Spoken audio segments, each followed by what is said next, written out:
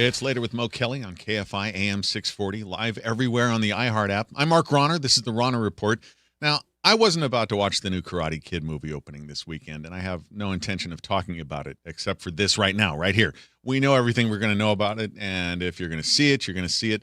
But I went into a little horror film called Bring Her Back, more or less blind. Hadn't even seen the trailer. All I knew is that it was from the people who did a respectable little horror movie called Talk to Me 3 years ago, the Philippou brothers, Danny and Michael, and I got my hair blown back. Here's just a little bit of the trailer. We're going to put you with a foster mum called Laura. You're going to love her. Oh, welcome to your new home. This is my daughter's room. I want to show you something else. This way. We stuffed Pat. I know I'm a weirdo. Little girl touches a stuffed dog. How did you cope with Kathy being gone?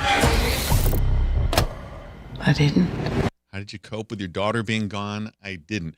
Bring her back. If you say bring her back like get her done, it doesn't sound so scary. It's a little Australian horror story starring Sally Hawkins, who you might remember from The Shape of Water as the nice lady who gets it on with the fish man. She's not so nice in this. Here's the one-line description. A brother and sister uncover a terrifying ritual at a secluded home of their new foster mother, and that doesn't even begin to cover it. I'm not even sure this is a review so much as a warning. This isn't a dopey date night horror flick like that awful Final Destination movie I reviewed here a couple weeks ago. It's not a bloody good time, as some of the hack critics called that. It's messed up. It's disturbing. It's transgressive. Shocking horror for people who are into movies like Hereditary or Midsommar and some ocular trauma. I was a child protective services worker about a lifetime ago, and I can tell you, having placed some kids in foster care, that's frightening enough without the supernatural element. Let me put it this way. There was just one couple in the late night screening with me last night, and they were blabbing really loud in the first part of the movie, and I gave them a shh, but I wasn't sure they heard it. And I was, as I was thinking about yelling at them to shut the F up and waiting to see what they did, I realized the movie was so unsettling that it had shut them the F up. A little more about it. After their father dies, a boy who's about to turn 18 in 3 months and his younger sister, who's vision impaired, not blind, impaired, they get placed in a foster home. And their new foster mom goes from being quirky to something a lot worse fast. She's still grieving her dead daughter, and she's got a mute little boy who can't be trusted with the cat, can't go outside a big white circle surrounding the house. In horror movies, circles around things are to keep terrible things in or to keep them out. Kids often ruin horror movies and pretty much everything else, let's be honest. But this is possibly the creepiest kid I've ever seen in a movie. The new boy and his sister just want a place to stay for the 3 months till he turns 18, and then they'll move out and he'll take care of her.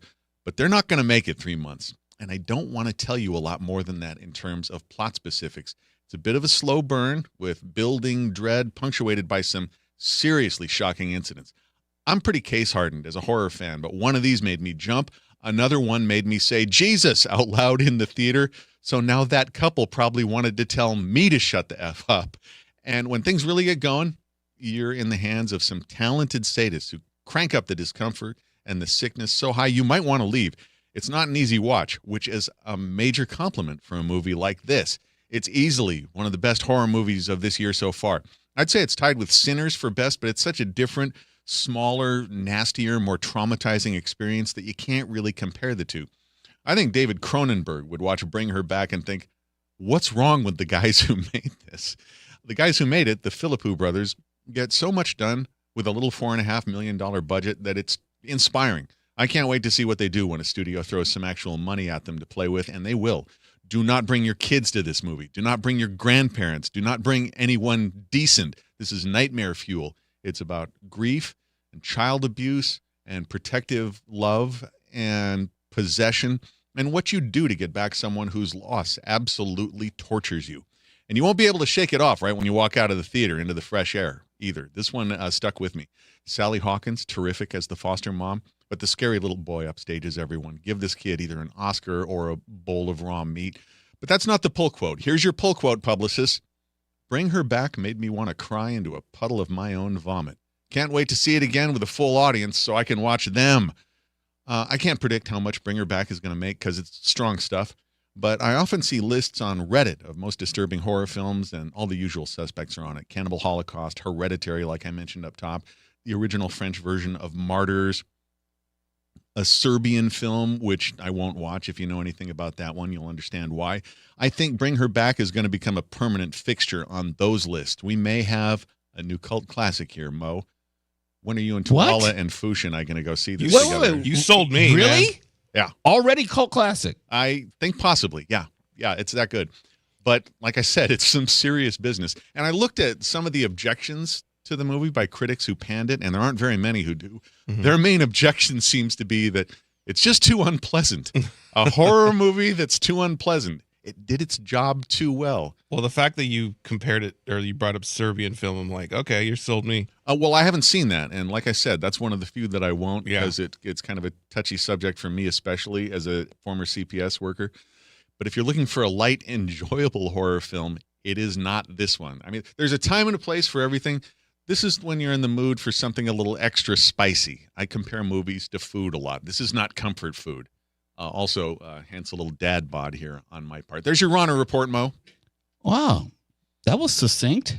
Well, we were short on time. No, did I not say before the segment, take as much time as you need, or you could carry it over into the next segment? I think people know everything they need to know about this. I went in without knowing much at all, and I'm glad that I did. And in fact, I just told a couple of my horror friends, see this, don't read anything, don't watch the trailer, tell me what you think when you're shuffling out traumatized. See, I'm not a big fan of today's horror. I'm not a big fan of the genre overall, because I don't need anything impacting my sleep. I don't need to be traumatized. I don't need to jump out of fear. I don't like any of those feelings at all. That's why I want you to go with me, and Tuala.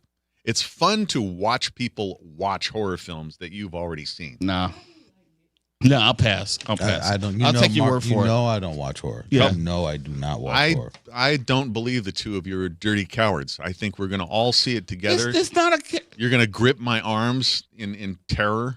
It'll be fun. Nope. No, I'll pass. Maybe Stefan will go with you. I would. There you go. You got a date. Yeah, Stefan, he's got some nerve when it comes to watching movies. He's asked me about a few, and I've made some recommendations. He's challenging our manhood. Like that reverse psychology is actually going to work. Look, hey, you know what? Go for self. Nothing is going to make me jump up and say, what? How dare you? I'm watching it now. No. No, sir. No, sir. No gauntlet can be thrown that's going to get me to see some sick, twisted, fetish film for teen shut-ins or whatever the hell it's about. I understand. I understand the two of you are very sensitive, and we can go to a break real fast so the two of you can go pee sitting down. It's fine. I almost cussed. Wow. Wow. Wow. Mother almost came out my mouth so fast. It's like, attention, FCC. Okay, mother, father, say what? Daniel cut off his camera. Stefan cut off his mic. We're gonna go meet him in the studio real quick. I think it's a hallway. Unfiltered. Okay, let's take this. Okay, we're gonna take this to the hallway. I have work to do. Okay, well, we'll just bring it in the newsroom then. I'm locking the door. Better. Oh crap! The door doesn't have a lock.